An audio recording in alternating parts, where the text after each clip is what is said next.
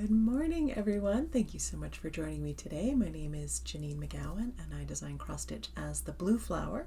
It's a very cold morning here in northern Nevada. My hair froze in the morning when I went out to feed the birds for the first time this season, so that's always a milestone. But we've had a lovely holiday and we're settling in for a cozy weekend. It's been very relaxed. This was the year that Thanksgiving was a potluck for my husband's family, and so I just had to bring my assigned dish and show up and eat and see everybody and then go home afterwards. So it was pretty great. And I only burned myself once on the oven and I didn't cut myself at all. So a cooking win for me. I hope you had a good and injury-free holiday as well. On to stitching in action. I don't have anything this week. I know everybody's been busy with the holidays, but hopefully next time we'll have some fun stuff to show.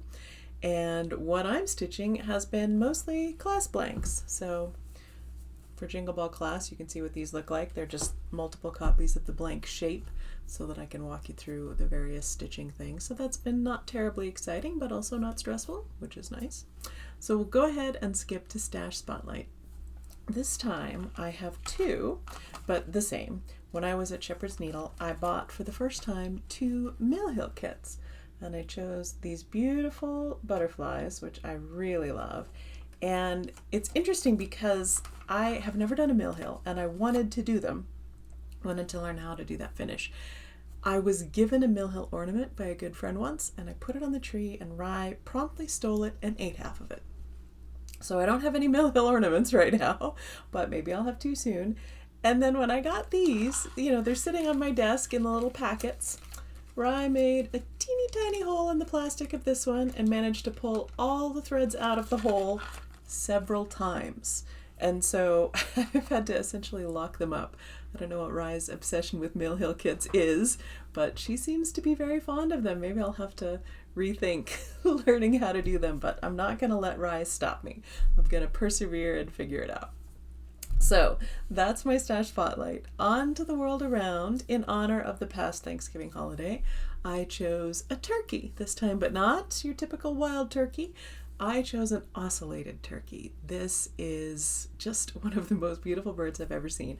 I've never done a big turkey design. I've had, tiny little turkey motifs in some things, but never a proper turkey design. If I ever do, I think it'll probably be this one. This is a wild tropical turkey that lives primarily in the Yucatan Peninsula. It's absolutely beautiful. I mean, look, the blue head and the little red and orange nodules and those feathers. I mean, it is stunning. Interestingly, I've just lost my train of thought there for a minute. One of the things that makes these so interesting to me is that both males and females have the same beautiful coloring. It's not one of the species where one gender is very bright or very different from the other. There's not a lot of sexual dimorphism going on there. So they're very similar. They're just stunning. They're stunning. And yet, with all these beautiful feathers, they spend most of their time camouflaged in a jungle environment, hence the bright colors. But they're very kind of shy. They spend all of their time rooting around on the jungle floor, looking for food, foraging that way for insects, berries, things like that. The name of the ocellated turkey comes from the Latin meaning eye-like, and it's talking about those orange and blue marks along the outside of the back feathers that look a little bit like eyes. Interestingly, the major predators for these birds in the Yucatan are the big jungle cats, one of whom is an ocelot, which gets its name from the exact same Latin eye-like word. And so that's why the ocelots are given that name, because they have sort of those round eye-like rosette markings on their fur as well. Now, these turkeys have lived in this jungle since the time of prehistory and the Mayans. The Mayan Empire admired these birds very much, certainly for their beautiful feathers, but also for those long, striking spurs on their legs that were traded as, weapons or just marks of something beautiful. But they were particularly revered by the Mayans. And one of the great Mayan leaders, I just love this, and I'm not going to attempt the name in the actual language because I'll just butcher it, but his name translated to Great Male Turkey, Shaker of Cities, which I think is just marvelous. That is something to go down in history as, for sure. Now, I think it refers to the males, which in mating season in April, I believe, no, March or April, they put on their display, they're singing or sort of quasi-gobbling. One of the descriptions I read said it sounds like a goose trying to imitate a turkey when they do it, but they're vocalizing, they're shaking those beautiful feathers, maybe striking them against the ground. So yeah, great male turkey, shaker of cities. Then after mating season, they make a nest on the ground, lay between 8 to 15 eggs, and the baby turkeys can leave, they're ready to leave the nest, they're extremely precocious, 1 day after they've hatched out of an egg, which is just astonishing. Now, although they do forage on the ground, they can fly very well, and they roost in trees overnight to escape predators. I looked up the collective noun for a group of turkeys, and one of them is a rafter of turkeys, which I thought might be because they like to roost up high at night. So there you are, the ocellated turkey. If you ever get a chance to see one, I hope you enjoy it. They are sadly threatened due to hunting and habitat loss, like so many beautiful birds, but for right now, they are still with us. Okay, we had a little break there because I lost my train of thought when I was moving on to the questions, and normally I don't mind babbling a little, but I'm trying to stay focused today. The question from the last video was how many of you organize your Halloween candy by type or by color before you eat it. And this time I wanted to ask about pie. How do you feel about pie? Do you have a favorite? I love pie. I love pretty much anything that's baked in a crust. So sweet, savory. I mean, I'm just as fond of a curry pie as a mixed berry pie, or certainly pumpkin pie for the holiday that's just passed. But yeah, I just wondered. My husband had asked specifically for a pie just yesterday, and so I told him I would make him an apple pie. After I finish the video this weekend, I'll get some pastry going so we can get that started for him. All right. Best thing this video, Jingle Ball is coming up this weekend, and I am so excited. I'm so excited to see all of you there. I'm hoping you all have a lovely time. I'm excited to see what everybody else has. We can peek into the other designers' booths as they're being finished, but we don't have to have them finished until Tuesday, so I haven't seen everything yet. But yeah, it should be a great time, and you'll get to see all of us doing everything we can to make sure that you enjoy it. So hopefully I will see you there. On to giveaway. I'm moving right along. I don't have a ton. I think it's a brisk holiday video.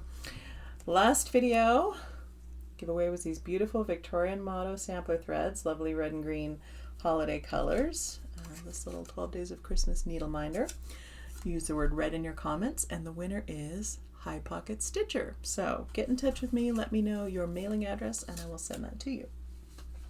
Giveaway this video is a little kit that I picked up when I was at Shepherd's Needle. This is called Pumpkin House from Chessie and me, and I love it. It's simple, it's fall themed with the tiny house and the little tiny cat and the key. You can put any year you want on there. And this is the kit with all the, it's hard to see, but it's got all the supplies in there, the fabric and thread. Although it's a small enough piece, certainly you could sub out for anything that you had on hand and get drunk with power with that. So use the word pumpkin in your comments. I'm totally leaning into straddling Thanksgiving, fall, and Christmas because I can handle multiple holidays at the same time. I'm sure you can too. All right, announcements. I have a new freebie design going up on the website. This is one of the few things that I did get to stitch myself. Here it is. This is the Festive fruit bat. Got his little hat. He's hanging on a candy cane. So that'll be up on the website there. And I also put up the free charts that I'd done for market this year, and there's one new one in the PDF as well. So free charts are on the free patterns page. There's a new PDF design for sale, and it is called Quillber. And this one was inspired by Quillber, the North American porcupine. If you're attending the Jingle Ball, you'll see the video I did where I went to our local animal rehab and rescue and actually spent some time with Quillber. But this one is for sale for just $2, and I wanted to let you know that all of that $2 will go to the Animal Ark. So I want to give something back for their letting me come and spend time with Quillber.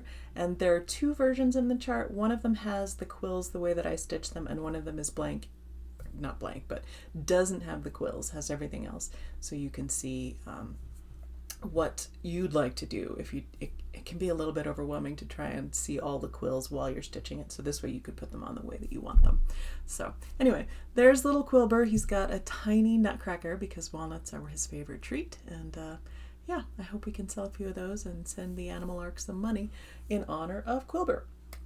Let's see, December newsletter will go out probably tomorrow with the links for all of these. And I think that's it for me. I'm going to go make some pastry and continue on my Jingle Ball prep. And I look forward very much to seeing some of you at the Jingle Ball and the rest of you afterward in a couple of weeks. Bye.